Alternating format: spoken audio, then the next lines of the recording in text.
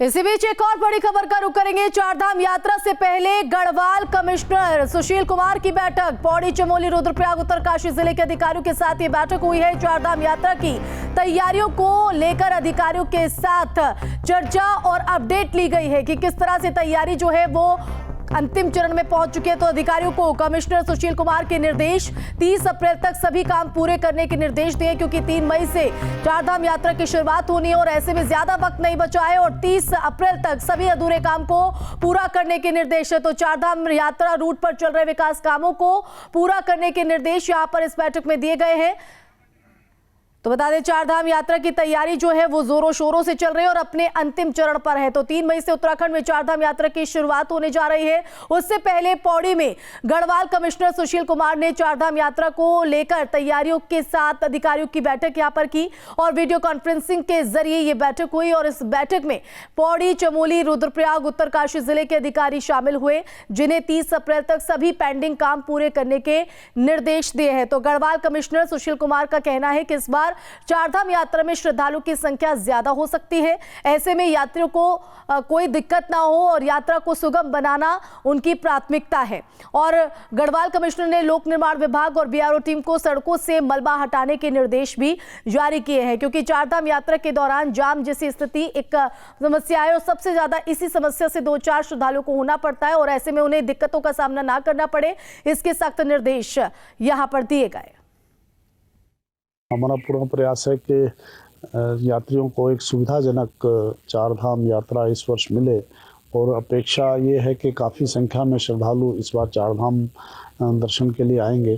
तो इसलिए विभागों को पूरी तैयारी रखने के लिए निर्देशित किया जा रहा है। अधिकतर जो सड़क मार्ग हैं, PWD है, NH है, NHI है, RWD है, PMGSY है, तो इनकी समीक्षा की है और जहाँ जहाँ कमियाँ हैं उनको टारगेट दिया गया है कि वो 30 अप्रैल तक अपने सभी मार्गों में सुधार कर लें, अपूर्ण कार्य उनको पूर्ण करें। तो बता दें कि गढ़वाल कमिश्नर की तरफ से अधिकारियों के साथ ये बैठक के दौरान की तस्वीर। तो दिशा निर्देश यहाँ पर दी गई कि 30 अप्रैल से पहले तमाम जो अधूरे काम हैं उनको पूरा कर लिया जाए, ताकि जो यात्रा है वो सुगमता के साथ जारी रह सके। तो 3 मई से उत्तराखंड में चारधाम यात्रा की शुरुआत होने जा रही है और उससे पहले पौड़ी में गढ़वाल कमिश्नर सुशील कुमार ने ये बैठक बुलाई और चारधाम यात्रा की तैयारियों को लेकर अधिकारियों के साथ बैठक करते हुए तैयारियों को लेकर अपडेट यहाँ पर लिया। तो वीडियो कॉन्फ्रेंसिंग के जरिए बैठक हुई और इस बैठक में पौड़ी, चमोली, रुद्रप्रयाग, उत्तरकाशी के अधिकारी शामिल रहे।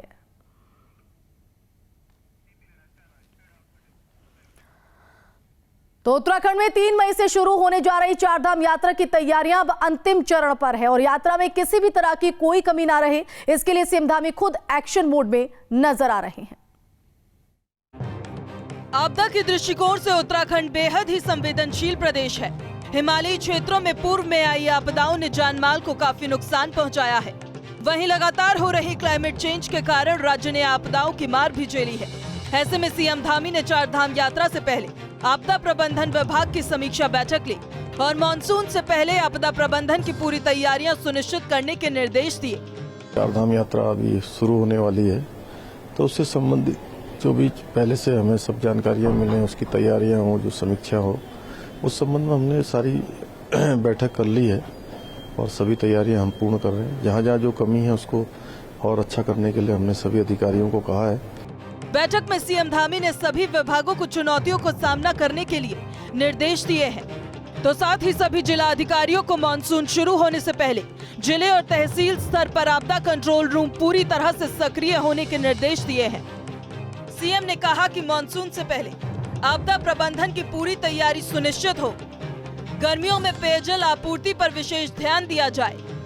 SDRF को और मजबूत किया जाए। संवेदनशील स्थानों को चिन्हित किया जाए। वैकल्पिक मार्गों की व्यवस्था हो। सड़कों के क्षतिग्रस्त होने पर आवागमन की व्यवस्था जल्द सुचारू हो।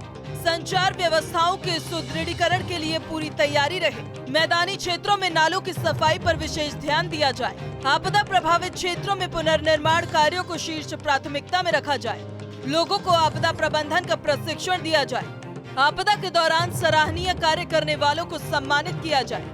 राज्य को आपदा से बचाने के लिए सीएम धामी ने सुरकंडा में डॉपलर रडार को जल्द शुरू करने और लैंसडाउन में डॉपलर रडार के काम में तेजी लाने के भी निर्देश दिए हैं। ताकि आपदा से पहले ही पूर्वानुमान लगाकर बड़ी विपदा से बचा जा सके। हमारी कोशिश है कि जैसे पिछले वर्ष आपदा से 17-18 जो अक्टूबर में आपदा आई थी पिछले वर्ष, उसकी पहले से हमको जानकारी मिल गई थी, उसकी हमने अच्छी तैयारी करी थी, जिसके कारण से जान माल को कोई क्षति नहीं हुई थी। निकट भविष्य में भी चूंकि हमारा प्रदेश प्रत्येक वर्ष आपदा से ग्रसित रहता है, तो उसी के संबंध में सब चर्चा हुई। कोरोना के चलते राज्य में 2 साल तक चारधाम यात्रा का सफल संचालन नहीं हो सका। ऐसे में इस बार यात्रा को सुचारू ढंग से चलाने के लिए सीएम धामी कोई कसर नहीं छोड़ना चाह रहे। Team news day.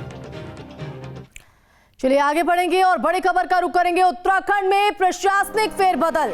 तो ये बड़ी जानकारी तो बता दें कि 21 आईएएस और 1 आईपीएस का विभाग बदला गया है। मुख्य सचिव एसएस संधू को अतिरिक्त जिम्मेदारी दी गई है, उनकी जिम्मेदारी इसी के साथ बढ़ती हुई। वहीं मुख्य स्थानिक आयुक्त नई दिल्ली का अतिरिक्त प्रभार अपर मुख्य सचिव राधा रतूड़ी को इस जिम्मेदारी, तो अपर मुख्य सचिव मुख्यमंत्री की जिम्मेदारी सौंपी गई है, तो गृह एवं कारागार की अतिरिक्त जिम्मेदारी सौंपी गई है। तो उत्तराखंड में प्रशासनिक फेरबदल को लेकर ये ग्राफिक्स के जरिए भी हम आपको जानकारी दे रहे हैं। तो बता दें कि विभागों में ये फेरबदल किया गया है। उत्तराखंड में 21 आईएएस और 1 आईपीएस अधिकारियों के विभागों में ये फेरबदल हुआ। इस बदलाव के तहत मुख्य सचिव एसएस संधू को अतिरिक्त जिम्मेदारी दी गई है। उन्हें मुख्य स्थानिक आयुक्त नई दिल्ली का अतिरिक्त प्रभार सौंपा गया है और इसके अलावा अपर मुख्य सचिव राधा रतूड़ी को अपर मुख्य सचिव मुख्यमंत्री की जिम्मेदारी के अलावा गृह और कारागार की अतिरिक्त जिम्मेदारी भी सौंपी गई है। वहीं अपर मुख्य सचिव आनंद वर्धन को अपर मुख्य सचिव ग्राम विकास और राजस्व की जिम्मेदारी दी गई है। इसी कड़ी में प्रमुख सचिव रमेश कुमार सुधांशु को वन पर्यावरण संरक्षण जलवायु परिवर्तन की जिम्मेदारी सौंपी गई। प्रमुख सचिव एल पनई को आयुक्त समाज कल्याण की अतिरिक्त जिम्मेदारी दी गई है। वहीं आईपीएस अभिनव कुमार को ये मिली विशेष प्रमुख सचिव मुख्यमंत्री की जिम्मेदारी। इसके अलावा सूचना खेल और युवा कल्याण की जिम्मेदारी भी दी गई है। आईएएस और मीनाक्षी सुंदरम को मुख्यमंत्री ऊर्जा और वैकल्पिक ऊर्जा श्रम वृत्त के अलावा सन्निर्माण कर्मकार कल्याण बोर्ड की जिम्मेदारी दी गई है। आईएएस सौजन्य को सचिव सूक्ष्म लघु और मध्यम उद्योग की जिम्मेदारी सौंपी गई है। तो उत्तराखंड में जो प्रशासनिक फेरबदल हुआ ये आपको बता रहे हैं। आईएएस रविनाथ रमन की बात करें तो उन्हें सचिव विद्यालय शिक्षा और तकनीकी शिक्षा की जिम्मेदारी दी गई है।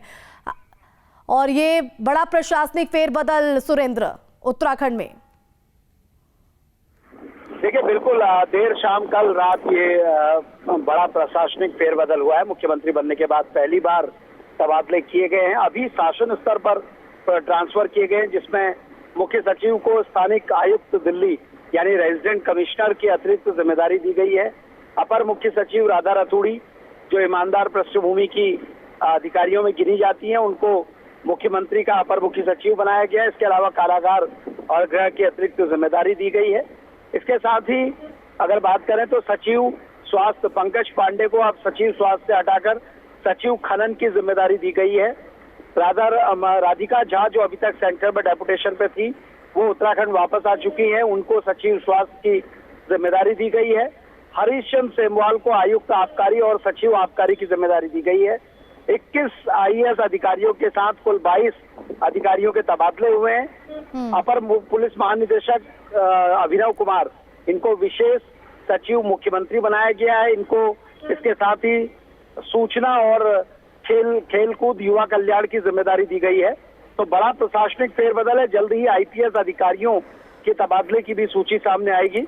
और देखिए जिन्होंने अच्छी जिम्मेदारी निभाई है, बखूबी अपनी भूमिका को निभाया है, उनको कहीं ना कहीं तोहफा भी यहाँ पर मिला, उनकी जिम्मेदारी बढ़ती हुई। बहुत शुक्रिया आपका जुड़ने के लिए सुरेंद्र, तमाम जानकारी के लिए। चलिए खबरों में आगे बढ़ेंगे। पूर्व मुख्यमंत्री हरीश रावत ने कांग्रेस के वरिष्ठ विधायक हरीश धामी को लेकर बयान दिया है। हरीश रावत ने उन्हें अपने बेटे जैसा बताया और कहा कि बेटा बाप से लड़ झगड़ कर कभी अलग नहीं जाता। वहीं उन्होंने ये भी कहा कि हरीश धामी कांग्रेस के खिलाफ कुछ भी अलग नहीं करेंगे। मैंने कहा हरीश धामी क्या तो मेरे लिए बेटा है, तो जो है जब तक मैं जिंदा हूँ तब तक कोई ऐसी बात नहीं होगी जिससे आप हरीश धामी को कहीं पर विचलित नहीं आएंगे। आप धीरे धीरे समय देखेंगे सब लोग जो है एक साथ एकजुट। तो भले ही उत्तराखंड में बीजेपी की सरकार पूर्ण बहुमत से बनी हो, लेकिन कुछ सीटों पर बीजेपी का अच्छा प्रदर्शन नहीं रहा है और ऐसे में इन क्षेत्रों का दौरा करने के लिए पार्टी की तरफ से ऑब्जर्वर भेजे गए थे। उनसे एक रिपोर्ट मांगी थी, जो रिपोर्ट केंद्र को सौंप दी गई है। बीजेपी के प्रवक्ता विपिन कैंतुरा ने बताया कि अनुशासन तोड़ने वालों पर सख्त कार्रवाई की जाएगी। 23 सीटों में भारतीय जनता पार्टी ने अपने ऑब्जर्वर भेजे थे, अपने नेताओं को वहाँ के तमाम पदाधिकारियों के साथ बैठ करके चर्चा की थी और उसकी फीडबैक जो है वो जितने भी लोग गए थे उन्होंने माननीय अध्यक्ष जी को दे दिया, अनुशासन समिति को दे दिया है और 23 सीटों पर जो कारण आए हैं उन कारणों को जल्द ही पार्टी जो है उस पर विचार विमर्श करके उस पर कार्रवाई करेगी।